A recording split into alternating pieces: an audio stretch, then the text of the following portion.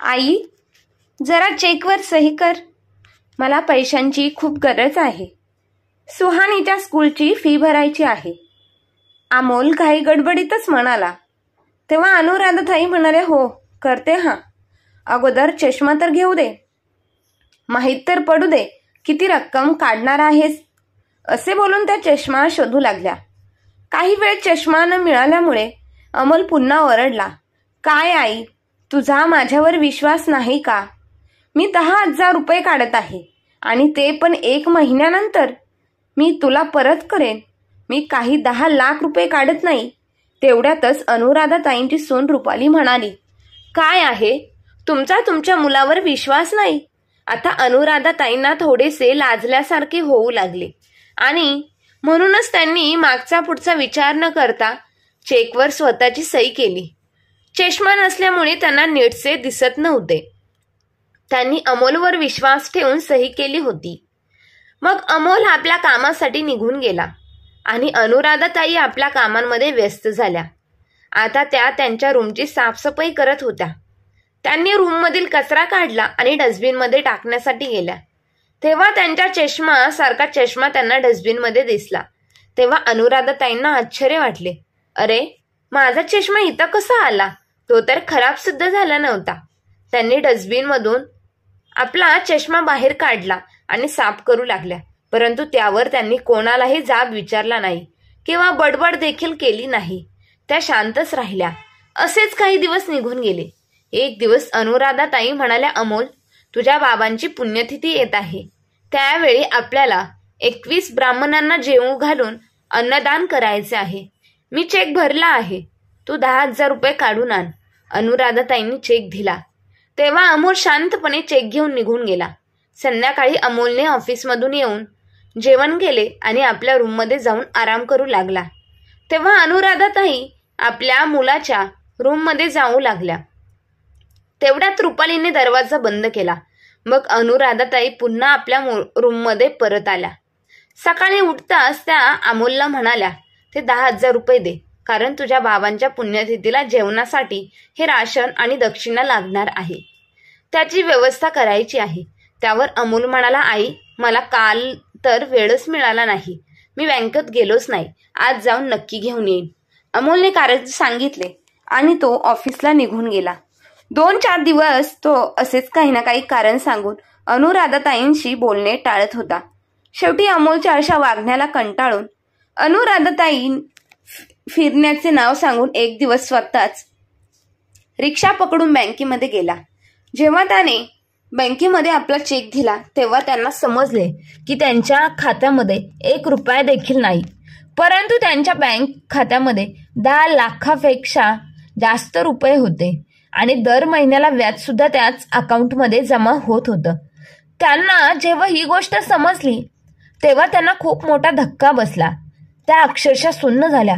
मग त्या पाणी पिऊन थोडा वेळ तिथेच बसल्या. मग हिंमत एकटवून पुन्हा काउंटरजवळ गेल्या आणि चौकशी केली त्यांच्या खात्यातून पैसे कधी आणि कोणी काढले आहेत. बँकेमध्ये काम करणारी व्यक्ती त्यांच्या ओळखीची होती. म्हणून त्याने अनुराधाताईंना सांगितले की ह्या तारखेला ह्या अकाउंटमधून सर्व रक्कम काढली गेली आहे. चेकवर तर तुमचीच सही होती, म्हणून आम्ही पैसेही दिले आणि तुमच्या अमोलनेच तुमच्या खात्यामधील हे पैसे ट्रान्सफर करून घेतले आहेत. हे ऐकताच अनुराधाताईंच्या डोळ्यासमोर एकदम अंधारी आली. त्या विचार करू लागल्या, मी कधी आणि केव्हा सही केली? जेव्हा त्यांनी आपल्या डोक्यावर जास्त जोर दिला तेव्हा त्यांना आठवले की त्या दिवशी आपण चष्मा न घालता चेकवर सही केली होती. चेकवरील अंक आपल्याला स्पष्ट दिसत नव्हते. तेव्हाच अमोलने आणि रुपालीने मला धोका देऊन आपल्या अकाउंटमधील सर्व रक्कम काढून घेतली आहे. ह्या पैशांमुळेच ते मोठ्या स्वाभिमानाने जगत होत्या. आता त्यांना काहीच समजत नव्हते. आपल्या मुलाने आणि सुनेने आपल्याला एवढा मोठा धोका कसा काय दिला? ज्या रक्तावर त्यांचा विश्वास होता त्याने विश्वासघात केला होता. अनुराधाताई पूर्णपणे हादरल्या होत्या. परंतु त्यांनी मोठ्या मुश्किलीने स्वतःला सांभाळले आणि घरी पोहोचल्या. तेव्हा त्यांची सून रुपाली मुलांना जेवण भरवत होती. त्या रुपालीला काही बोलणार होत्या आपल्या मुलानेच सर्व केलं आहे, परंतु त्यांना मागच्या 4-5 दिवसांपासून त्या दोघांचाही व्यवहार बदललेला दिसत होता. अगोदर जेव्हा अनुराधाताईंच्या खात्यामध्ये पैसे होते तेव्हा ते दोघे त्यांच्या मागे पुढे करत होते, परंतु आता मागच्या 2 दिवसांपासून अनुराधाताईंची ते परवाच करत नव्हते. त्या घरात येताच आपल्या सुनेला रुपालीला म्हणाल्या, सुनबाई मला थोडं जेवायला दे. तेव्हा रागातच रुपाली म्हणाली, आई तुम्हाला दिसत नाही का मी मुलांना जेवण भरवत आहे? तुम्ही स्वतः चपाती बनवून खा. तसेही मी काय करू, मुलांना पाहू की तुमची सेवा करू? मला सुद्धा 10 कामे असतात. तुमचा तर आरामच पूर्ण होत नाही. आपल्या सुनेचे असे कडवट बोलणे ऐकून अनुराधाताईंची तर भूकच बेली होती. आता तर त्यांची सून काहीही बोलू शकत होती, कारण सर्व पैसे तर त्या दोघांच्या ताब्यात होते. कारण ज्याच्याकडे पैसे असतात त्याचीच चालते. शेवटी काय पैसा बोलतो. अनुराधाताई शांतपणे आपल्या रूममध्ये निघून गेल्या आणि खूप रडू लागल्या, परंतु त्यांना शांत करणारा, त्यांना आधार देणारा कोणीही नव्हता. त्यांना आपले जुने दिवस आठवू लागले. अमोलचे बाबा मोरेश्वरराव अनुराधाताईंच्या डोळ्यांतून एक अश्रू सुद्धा बाहेर पडू देत नव्हते. मोरेश्वरराव अनुराधाताईची खूप काळजी घेत होते. अनुराधाताई स्वभावाने खूप सरळ आणि कुशल गृहिणी होत्या. त्याने पूर्ण कुटुंबाला व्यवस्थितरित्या सांभाळून ठेवले होते. अमोल झाल्यानंतर त्यांच्या जीवनामध्ये आनंद आला होता. त्यांनी अमोलला मोठ्या प्रेमाने आणि लाडाने वाढवले होते. एक मुलगा झाल्यानंतर त्यांना दुसऱ्या बाळाची सुद्धा अपेक्षा होती, परंतु देवाने त्यांना एकच बाळ दिले. त्यामुळे देवाची इच्छा मानून त्यांनी समाधान मानले. मग त्या अमोलवरच सर्व लक्ष देऊ लागल्या. मोरेश्वरराव एका मोठ्या कंपनीमध्ये मॅनेजर होते. त्यांच्या घरामध्ये सर्व सुख सुविधा होत्या. अमोलला सुद्धा त्यांनी चांगल्या स्कूलमध्ये आणि कॉलेजमध्ये शिकवले होते. त्याला नोकरी सुद्धा त्या शहरामध्ये लावून दिली होती. कारण अनुराधाताईंना वाटत होते की आपला मुलगा नेहमी खुश असावा आणि तो आपल्या सोबतच आपल्या घरी राहावा. त्यांनी नोकरीनिमित्त कुठेही बाहेर जाऊ नये, कारण तिला आपल्या म्हातारपणीची चिंता होती. जेव्हा अमोलला या शहरात नोकरी मिळाली तेव्हा अनुराधाताई चिंतामुक्त झाल्या होत्या. अमोल त्याच्या कामामध्ये मन लावून सर्व गोष्टी करत होता. त्याला नोकरीला लागून 2-3 वर्ष झाले होते. आता अनुराधाताईंना आपल्या मुलाच्या लग्नाचे वेध लागले होते. त्यांना आपल्या मुलासाठी कोणतीच मुलगी पसंत नव्हती. त्यांना असं वाटत होतं की आपल्या मुलासाठी एखाद्या हिरोईनप्रमाणे मुलगी शोधून आणावी, परंतु त्यांची शोध मोहीम अर्धवटच राहिली. कारण अमोलने त्याच्या कॉलेजमध्ये त्याच्यासोबतच शिकणाऱ्या रुपालीला पसंत केली होती. आपल्या मुलाच्या आनंदासाठी अनुराधाताईंनी आणि मोरेश्वररावांनी दोघांनी या लग्नाला होकार दिला होता. मग मोठ्या धूमधडाक्यात त्या दोघांचेही लग्न केले होते. रुपालीला मोठे स्वप्न पाहणारी अति महत्वाकांक्षी मुलगी होती.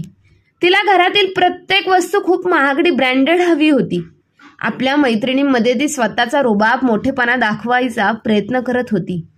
तिच्या इच्छा आणि स्वप्नांना कोणतीही सीमा नव्हती. अमोल सुद्धा तिला खुश करण्यासाठी तिच्या मागे मागे करत होता. अनुराधाताई आणि मोरेश्वरराव आपल्या मुलामध्ये होते असलेला बदल पाहत होते, परंतु ते काहीच बोलत नव्हते. त्यांना असेच वाटत होते की दोघेही सुखी राहावे. घरात कोणत्याही प्रकारचा वाद नको. रुपाली आणि अमोल यांना आता 2 मुले झाली होती. दोन्ही मुले आपल्या आजी आजोबांसोबत मोठ्या लाडाने वाढत होती. रुपालीची मागणी अजूनही कमी झाली नव्हती. कधी पिक्चर बघायला जाणे तर कधी मॉलमध्ये शॉपिंगसाठी जाणे, अशीच तिची दिनचर्या चालू होती. प्रत्येक दिवशी खूप खर्च करणे तिला चांगले वाटत होते, परंतु सासू सासऱ्यांसाठी खर्च करण्यासाठी वेळ आली की तिचा चेहरा पडत होता. आपल्या सुनेची ही अवस्था पाहून मोरेश्वरराव सावध झाले होते. त्यांना आपल्या रिटायरमेंटचे जे काही पैसे मिळाले होते ते त्यांनी अनुराधाताईचे बँक अकाउंट खाते उघडून त्याच्यामध्ये जमा केले होते. कारण ज्या कंपनीमध्ये काम करत होते ती कंपनी प्रायव्हेट असल्यामुळे त्यांना पेन्शन मिळणार नव्हती.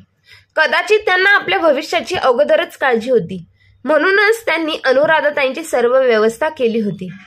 काही दिवसानंतर अचानक हृदयविकाराच्या झटक्याने त्यांचा मृत्यू झाला. हा अनुराधाताईंसाठी खूप मोठा धक्का होता. मोठ्या मुश्किलीने त्या सावरून बाहेर आल्या होत्या, परंतु त्या आपल्या नवऱ्याच्या आठवणी अजूनही विसरल्या नव्हत्या. अमोलची नोकरी खूप चांगल्या प्रकारे चालत होती, परंतु तो कोणते ना कोणते कारण पुढे करून अनुराधाताईंकडे पैसे मागतच होता. अनुराधाताई सुद्धा अशा समजत होत्या की अप्रत्यक्ष रूपात 10,000 रुपये खर्चासाठी मुलाला दिले तर काय कमी पडणार आहे. पुढे जाऊन हे सर्व पैसे त्याचेच तर आहे, परंतु याचाच फायदा अमोल घेत होता. कधी आपल्या मुलांची फी भरण्यासाठी, तर कधी राशन भरण्यासाठी, तर कधी औषधं आणण्यासाठी, अशी वेगवेगळी कारणे देऊन तो अनुराधाताईंकडून पैसे काढून घेत होता. सर्व गोष्टी मागे खरं तर रुपालीचाच हात होता, परंतु आपल्या मुलाची मजबुरी समजून अनुराधाताई शांत होत्या. परंतु आज तर हद्दच झाली होती. अमोलने सर्वच पैसे काढून अनुराधाताईंना खूप मोठा धक्का दिला होता. संध्याकाळी ऑफिसवरून घरी आला. त्यांनी रात्रीचे डिनर केल्यानंतर अनुराधाताई अमोलला म्हणाल्या, अमोल, माझ्या बँक खात्यामधून 10 लाख रुपये असे चोरीने काढण्याची काय गरज होती. माझ्याकडे मागितले असतेस तर ते मी तुला दिले असते. मला एवढा मोठा धोका देताना तुला लाज नाही वाटली का. माझ्यानंतर ते सर्व पैसे तुझ्याचकडे तर येणार होते, त्यांना माझ्याबरोबर तर घेऊन जाणार नव्हती ना. अशा प्रकारे आपल्या जन्मदात्या आईबरोबर वागणे आणि तिचा छळ करणे चांगले नाही. त्यावर अमोल रागातच म्हणाला, आई, तू माझ्यावर खोटा आरोप करू नकोस. मी तुझ्या बँक खात्यातून पैसे का काढू. अमोल आपली नजर चोरत बोलत होता. त्यावर अनुराधाताई म्हणल्या, तू खरा असतास तर अशी नजर चोरली नसती. आणि आज मी स्वतः बँकेमध्ये गेली होते. मला तिथे बसलेल्या कदम साहेबांनी सर्व सांगितले आहे. आता तुझे सत्य माझ्यापासून लपून राहिले नाही. अनुराधाताईंचे बोलणे संपण्याच्या अगोदरच रुपाली तिथे आली आणि त्यांच्यावर ओरडत म्हणाली, तुम्ही माझ्या नवऱ्याला अशा प्रकारे दोष नाही देऊ शकत. तुम्ही स्वतःचाच तर एक सही त्या चेकवर केली होती, मग त्याच्यासाठी माझ्या नवऱ्याला का आरोप लावत आहात. रुपाली, मी माझ्या मुलाबरोबर बोलत आहे. तू आम्हा दोघांमध्ये नाही बोललीस तर चांगले आहे. मला काय माहित होते माझा मुलगा 10,000च्या जागी 10 लाख रुपये भरून माझ्याकडून सर्व पैसे काढून घेईन. मी तर 10,000 रुपये काढण्यासाठी सही केली होती. तेव्हा रुपाली परत तंतनात म्हणाली, आता पैसे घेतले आहेत तर काय झाले. एका खात्यातून दुसऱ्या खात्यात तर आले आहे. माझ्या नवऱ्याने ते कुठे खर्च केले तर केले नाहीत. आता आपले वय निघून चालले आहे, माहीत आहे. कधीही निघून जाल. जसे सासरे बुवा अचानक गेले, पण जाताना तुमच्या नावाचे बँक अकाउंट उघडून गेले.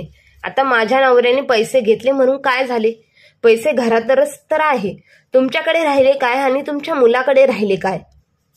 कमीत कमी पैसे ह्या ठिकाणी तर आहे आणि एकाच घरात आहे. त्याने काय मोठा फरक पडणार आहे. अमोल शांतच होता.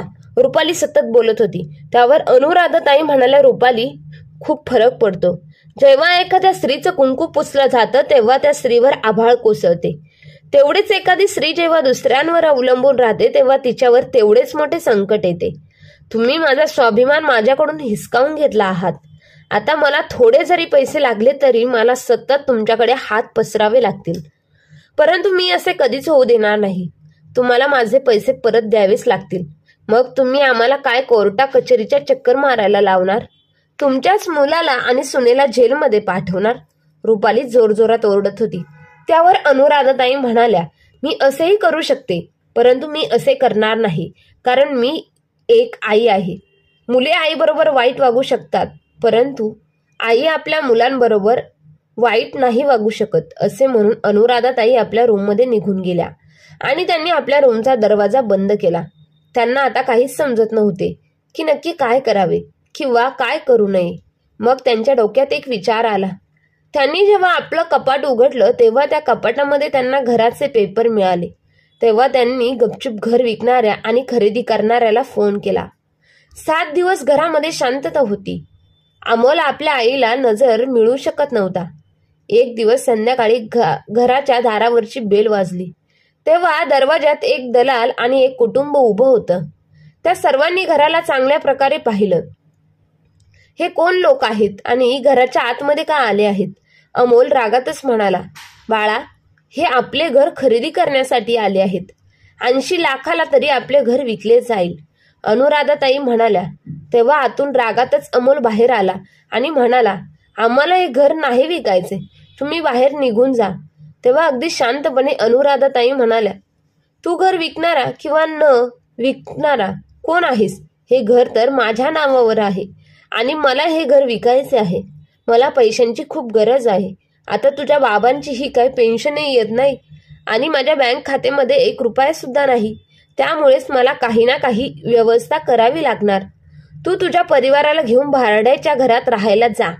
मी मिळणाऱ्या 80 लाखांमध्ये माझ्या राहण्याची आणि खाण्यापिण्याची व्यवस्था करेन. मी तुझ्या मामाबरोबर केले आहेत. त्यांच्या गावात स्वस्त घर मिळते आणि उरलेले पैसे मी माझ्या बँक खात्यामध्ये जमा करेन. अनुराधाताईंचा निर्णय पाहून अमोल आणि रुपालीच्या पायाखालची जमीन सरकून गेली होती. आता भाड्याचे घर घेण्यासाठी कुठे जाणार? एवढे मोठे घर भाड्याने घेणे काही सहज सोपी गोष्ट नाही. दोघेही आता विचारात पडले होते. त्यात आलेल्या कुटुंबाला आणि दलालाला अनुराधाताईंनी सांगितले की तुम्ही लोक उद्या या. आता तुम्ही निघालात तरी चालेल, पण जाताना तुम्ही घर चांगल्या प्रकारे बघून जा. वर खाली चारी बाजूनी नीट पाहून घ्या. सर्व निघून गेल्यानंतर अमोल आणि रुपालीने अनुराधाताईंची माफी मागितली. ती दोघेही म्हणत होते, आई, आमची खूप मोठी चूक झाली आहे. तू आम्हाला माफ कर. शेवटी अनुराधाताईंची हुशारी कामी आली. खरं तर अनुराधाताईंनी हे सर्व नाटकच रचले होते. त्यांनी त्या दोघांनाही माफ केले. मग अमोलने सुद्धा ते 10 लाख रुपये पुन्हा अनुराधाताईंच्या खात्यामध्ये जमा केले. आता अनुराधाताई पुन्हा आत्मसन्मानाने जगू लागल्या आहेत. मित्र आणि मैत्रिणींनो, जीवनात मुलगा आणि सून आपल्या जन्मदात्या आईबाबांना धोका देऊन आपल्यापासून दूर करतात. म्हणून आपल्या मुलांवर अवलंबून न राहता आपण आपल्या कष्टाने मिळवलेला पैसा नेहमी आपल्याच बँक खात्यात ठेवला तर आपल्याला शेवटच्या श्वासापर्यंत आत्मसन्मानाने जगता येते. हेच सत्य आहे. अनुराधाताईंनी घेतलेला निर्णय योग्य होता की अयोग्य याविषयी आपले काय मत आहे ते आम्हाला कमेंट करून नक्की कळवा. आणि जर का तुम्हाला ही गोष्ट आवडली असेल तर गोष्टीला लाईक करा, शेअर करा आणि अशाच नवनवीन गोष्टी ऐकण्यासाठी आपल्या चॅनलला अजूनही सबस्क्राईब केलं नसेल तर सबस्क्राईब करायला मात्र विसरू नका. धन्यवाद.